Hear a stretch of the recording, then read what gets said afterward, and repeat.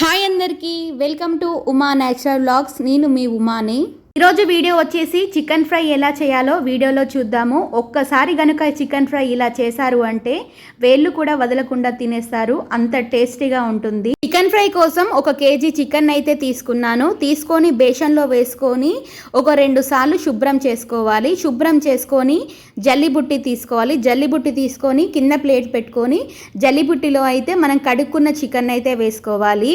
అలా చేయడం వల్ల మనము ఉల్లిగడ్డలు, పచ్చిమిర్చులు, టమాటాలు కడిగేలోపు నీరు మొత్తం గుంజిపోతుంది. నీరు మొత్తం గుంజడం వల్ల మనం ఫ్రై చేసినప్పుడు కానీ కూర చేసినప్పుడు కానీ నీసు వాసన అనేది రాదు. టిప్ అయితే తప్పకుండా ట్రై చేయండి. చికెన్ అయితే మంచిగా కడిగి జల్లిబుట్టిలో అయితే వేసేసుకున్నాను. చికెన్ ఫ్రై కోసం మీడియం సైజులో ఒక 3 ఉల్లిగడ్డలు అలాగే 3 పచ్చిమిర్చీలు అయితే తీసుకొని ఒక 10 నిమిషాల పాటు నీళ్ళలో వేసి నానబెట్టేసుకోవాలి.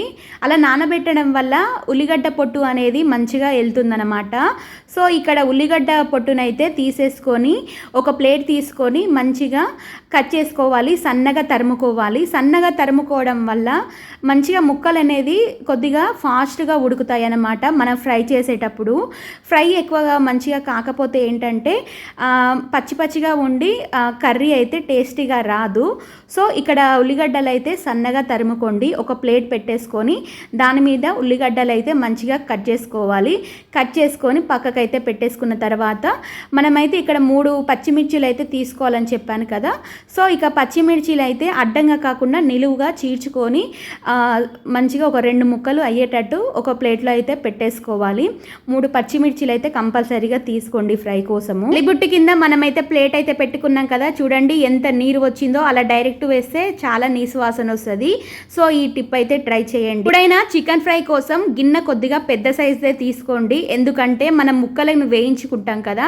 సో మనమైతే ఒక పెద్ద సైజులో గిన్నె కానీ ఒక బాండి కానీ తీసుకోండి. సో గిన్నె బాగా హీట్ అయ్యాక ఒక 4 పావుల నూనె పోసుకొని నూనె బాగా హీట్ అయ్యాక 1/2 టీ స్పూన్ సాజీరా, ఒక ఇలాచి, ఒక లవంగం, దాల్చిన చెక్క వేసుకొని బాగా ఫ్రై చేసుకున్న తర్వాత మనం కట్ చేసి పెట్టుకున్న ఉల్లిపాయలు ఉల్లిగడ్డ ముక్కలను అయితే వేసుకోవాలి. ఒక 2 నిమిషాల పాటు మంచిగా ఉడికిన తర్వాత మనమైతే ఇక్కడ పచ్చిమిర్చి కూడా కట్ చేసుకున్నాం కదా, సో అవి కూడా వేయించుకోవాలన్నమాట. వేసుకొని బాగా ఫ్రై చేసుకొని మూత పెట్టి ఒక 3 నిమిషాల పాటు మంచిగా ఉడకనివ్వండి. హై ఫ్లేమ్లో పెట్టుకోండి.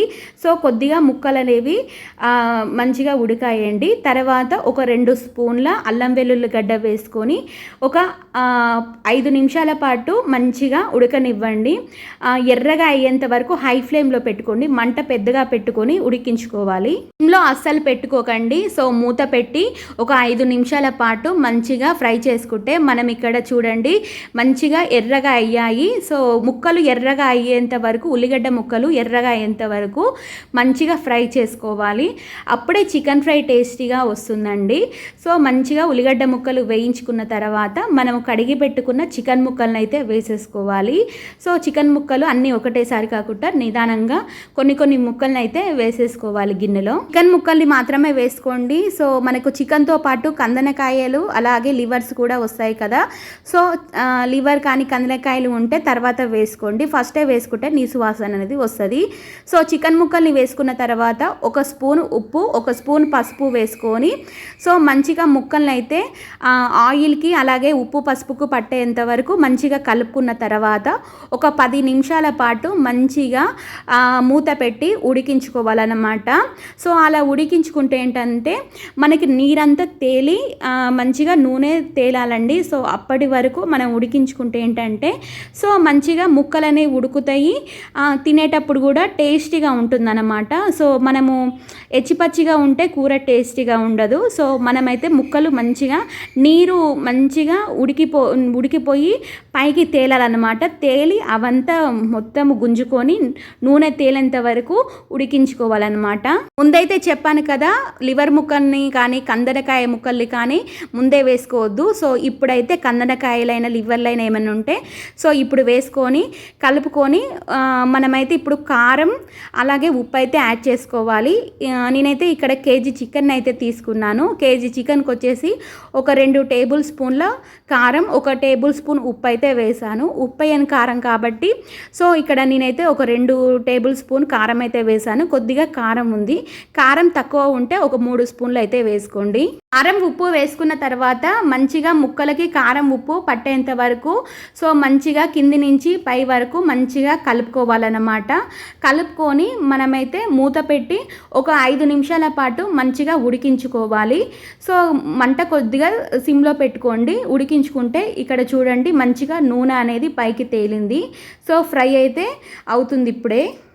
5 నిమిషాల పాటు మంచిగా ఉడికించుకున్న తర్వాత సో ఇక్కడ గరం మసాలా అయితే యాడ్ చేయట్లేదు. డైరెక్ట్ నేను chicken masala, Everest chicken masala అయితే యాడ్ చేస్తున్నాను. సో చికెన్ మసాలా అయినా గరం మసాలా అయినా ఒక 2 టేబుల్ స్పూన్ అయితే వేసుకోండి. సో ఇక్కడ నేనైతే ఉప్పు అయితే సరిపోలేదు. సో టేస్ట్ చూసుకోండి. ఒకసారి ఫ్రై అయ్యే ముందర కంపల్సరీగా టేస్ట్ చూసుకోవాలి.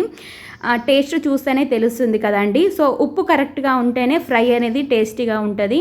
సో ఉప్పు కానీ కారం కానీ తక్కువ అయితే అసలు టేస్టీగా ఉండదు ఫ్రై. సో ఉప్పు వేసుకున్నాను. అలాగే ఒక 2 టేబుల్ స్పూన్ల గరం మసాలా, అదే అండి ఎవరెస్ట్ చికెన్ మసాలా అయితే యాడ్ చేశాను. ఇక ఏ మసాలాలు కూడా యాడ్ చేయలేదు, ఒక్క మసాలా మాత్రమే యాడ్ చేశాను.